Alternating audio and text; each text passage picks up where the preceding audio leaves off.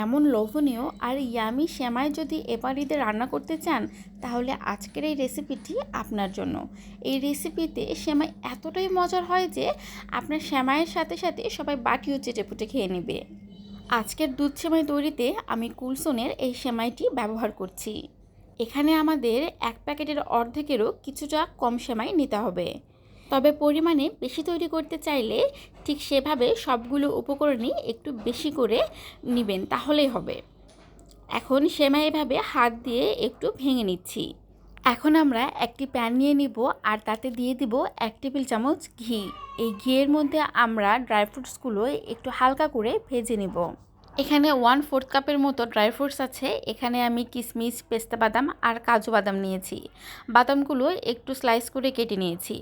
এই ঘিয়ের মধ্যে 1 থেকে 2 মিনিট একটু ভেজে নিয়েই উঠিয়ে নেব। এর চেয়ে বেশি ভেজে নিলে এটা একটু বেশি কড়া হয়ে যাবে। এজন্য 1 থেকে 2 মিনিটের বেশি ভেজে নেওয়ার কোনো প্রকার দরকার নেই। এরপরে ড্রাই ফ্রুটসগুলো উঠিয়ে নিয়ে এর মধ্যে আরও 1 টেবিল চামচের মতো ঘি দিয়ে দিচ্ছি। আর এরপরে আমরা যেই সেমাইগুলো ভেঙে রেখেছিলাম সেই সেমাই দিয়ে দিচ্ছি। আর চুলার আঁচ অবশ্যই এই পর্যায়ে একদম লোতে রেখে এটা আমাদের একটু অনবরত নেড়েচেড়ে ভেজে নিতে হবে। সেমাই খুবই সাবধানে ভাজতে হয়, কারণ একটু যদি নাড়াচাড়া কম হয় তাহলেই সেমাই নিচের দিক থেকে পুড়ে উঠতে লাগে। এজন্য একটু সাবধানে সময় নিয়ে ভাজবেন। যখন এরকম একটা পর্যায়ে চলে আসবে তখন এটা এক সাইডে রেখে দিয়ে অন্য একটি প্যানে আমি এখানে নিয়েছি 1.5 কেজির মতো গরুর দুধ।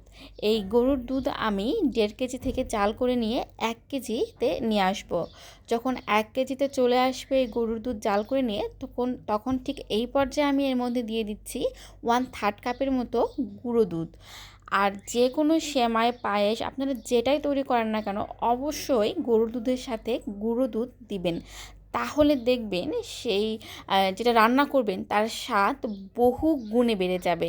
গুঁড়ো দুধ, তেজপাতা, সাদা এলাচ দেওয়ার পরে যখন খুব ভালো মতো বলক চলে আসবে ঠিক সেই পর্যায়ে আমরা যে সেমাইটা ভেজে রেখেছিলাম ঘিয়ের মধ্যে সেটা দিয়ে দিব। এই সেমাই রান্নাতে দেখা যায় অনেকেই সেমাই আলাদাভাবে সিদ্ধ করে নিয়ে তারপরে দুধের মধ্যে দেয়। এতে কিন্তু স্বাদ খুব একটা ভালো আসে না। আর আমরা আজকের এই রেসিপিতে এই দুধের মধ্যেই সেমাই অনবরত রান্না করতে করতে সিদ্ধ করে নিব। তাহলে দেখবেন এই সেমাইয়ের স্বাদ বহু গুণে বেড়ে যাবে, আরও বেশি। যখন সেমাই সিদ্ধ হয়ে যাবে ঠিক সেই পর্যায়ে আমরা এর মধ্যে পরিমাণ মতো চিনি দিয়ে দিব। আর আমরা যতক্ষণ পর্যন্ত এই সেমাই আমরা রান্না করব একটু পরপর আমরা সেমাই নেড়ে দিব আর রান্না করে নিব। সেমাই নাড়াচাড়া বন্ধ করা যাবে না, একটু পরপর আমরা কিন্তু নাড়াচাড়া করব আর রান্না করব। এক পর্যায়ে যখন দেখবেন সেমাই অনেকটা ঘন হয়ে এসেছে আর এর কালারটাও একটু হলদেটে হয়ে এসেছে, ঠিক এই পর্যায়ে আমরা প্রথমের দিকে যেই ড্রাই ফ্রুটসগুলো ভেজে রেখেছিলাম ঘিয়ের মধ্যে তা দিয়ে দিব। ড্রাই ফ্রুটসগুলো দেওয়ার পরেও আমরা আরও কিছুক্ষণ পর্যন্ত চুলার আঁচ মিডিয়াম টু লোতে রেখে এই সেমাই রান্না করে নিব। রান্না করে নিতে নিতে যখন এক পর্যায়ে দেখবেন এই সেমাই ঠিক এরকম একটা পর্যায়ে চলে এসেছে, এরকম একটা ক্রিমি একটা টেক্সচারে চলে এসেছে, ঠিক এই পর্যায়ে চুলার জাল বন্ধ করে দিয়ে এটা পরিবেশন করে নেবেন। দেখেই তো নিশ্চয়ই বুঝতেই পারছেন যে এই রেসিপিতে সেমাই কতটা মজার আর কতটা পারফেক্ট হয়। ধন্যবাদ।